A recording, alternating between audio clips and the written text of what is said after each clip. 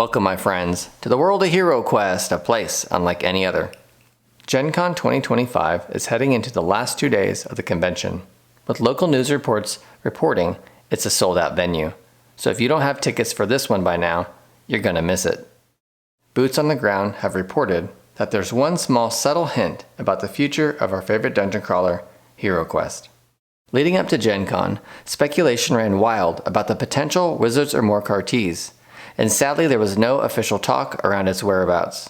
It appears Avalon Hill continues to place the focus on their latest efforts, First Light and Crypt of Perpetual Darkness. And rightfully so, these two items are still hot off the production line, with most everyone still waiting for their pre-orders to arrive in the US.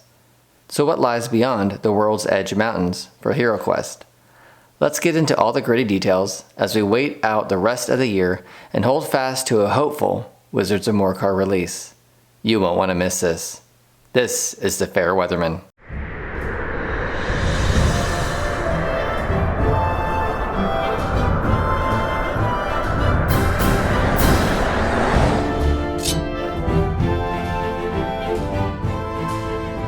Welcome back to the channel. From what I can tell, thanks to a handful of reporters from HeroQuest fans who were on the ground at Gen Con this year, Kurgan, Ribby, Brian, Rob, Big Spender, Angus, C. Kashem, subject brief from Reddit, and anyone else I may have missed. Oh, and Amalgam Ash from AshQuest made an appearance as well, sitting down to play First Light with the guys. HeroQuest was buzzing with eager fans lining up to get their hands on the latest expansion, grab a photo and autograph from Joe Manganiello, and playtest First Light. We've got some exciting reveals to discuss in this highly anticipated retail release and a few special convention-exclusive items. We all know how Avalon Hill loves to include exclusive giveaways at conventions. But this year's items did not disappoint. Let's get into this. First up, the big news that many of you have been waiting for. Joe Manganiello's Crypt of Perpetual Darkness quest pack is officially hitting retail. This premium version, previously a crowdfunding exclusive, is now available for everyone to add to their collection. It includes those 10 epic quests designed by Joe himself, that stunning metallic black dragon miniature, 8 black dice, a character sheet pad, and those, let's find the right words, unique foiled embellished cards. Regardless of how you feel about them, this is a must for collectors and everyone else who missed out on the original crowdfunding campaign. I'm happy to find out the foiled cards can be shelved, as there's a traditional set of cards to play with. Although I'm a bit disappointed the Venom Monster card is absent from the box. But that's not all.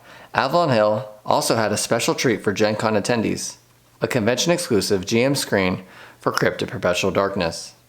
The new screen punches out into a torn map and reveals 2 evil figures, most likely the Death Knight Kendrick Gilbane and King Archelonius, the Mummy Lord. The backside showcases a map, possibly of a dwarven mineshaft featured in the expansion.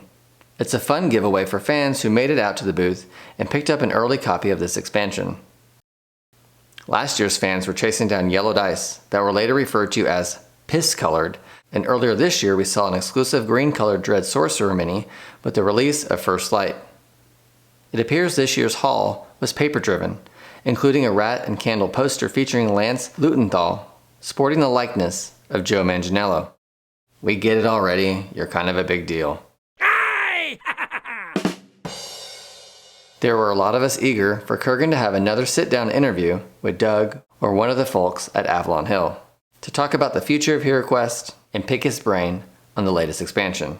But to the best of my knowledge, that didn't happen this year. While nothing concrete was announced on Wizards of Morcar beyond a few subtle cryptic hints, which we'll get to in a minute, the passion from the development team is undeniable.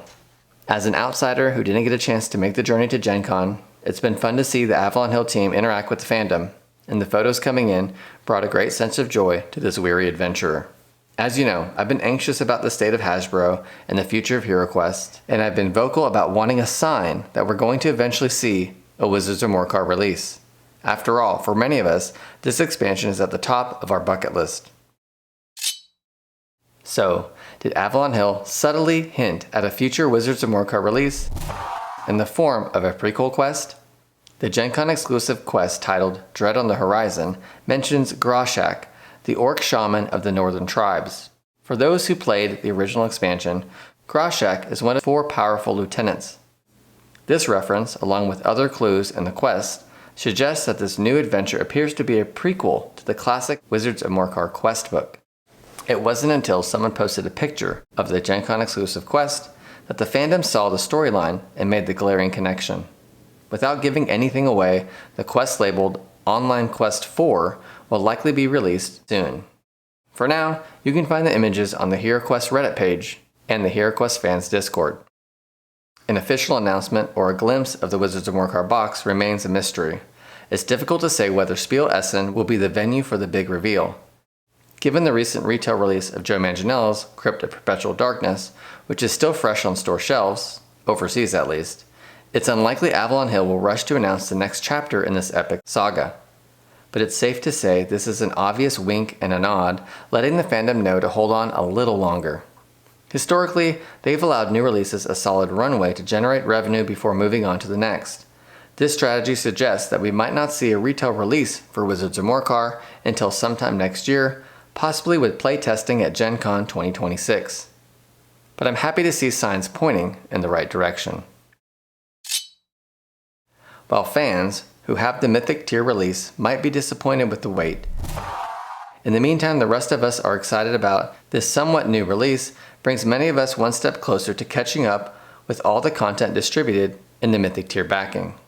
All that remains are a couple of alternative gender sculpts, not seen in expansions yet, Mentor, Sir Ragnar, and the Witch Lord, as well as the original Druid sculpt, which will most likely stay exclusive since we saw a reskin in Against the Ogre Horde. So, to recap the highlights of HeroQuest at Gen Con 2025, Joe Manganiello's Crypt of Perpetual Darkness quest pack is now available at retail. And some have even noticed an update of the HeroQuest app for Crypt of Perpetual Darkness, although it appears to be only on iOS right now, as Androids appear to be having an issue on the back end, but it should be updated soon. The convention exclusive quest was the subtle hint we needed to keep the Wizards of Morcar dream alive. The overall sentiment for HeroQuest's future, in my book, is increasingly positive. I'm still nervous about the tariff situation and the increased cost for companies to bring imported goods to market, but it seems the financial uncertainty in the US is stabilizing. With a somewhat positive Q2 earnings report, this year's Christmas run will be a huge hurdle for Hasbro, and we'll have to wait and see how things look early 2026. It's hard to believe that fall is around the corner and cool weather is on the horizon. So what are you most excited about from this year's Gen Con news? Did you get to attend and grab a copy of Crypt of Perpetual Darkness or First Light? Do you have the con's exclusive GM screen? Let me know in the comments below. Don't forget to like this video, subscribe for more HeroQuest content, and hit that notification bell so you don't miss out on the next one. Until next time, danger, you will soon discover, lurks in every shadow.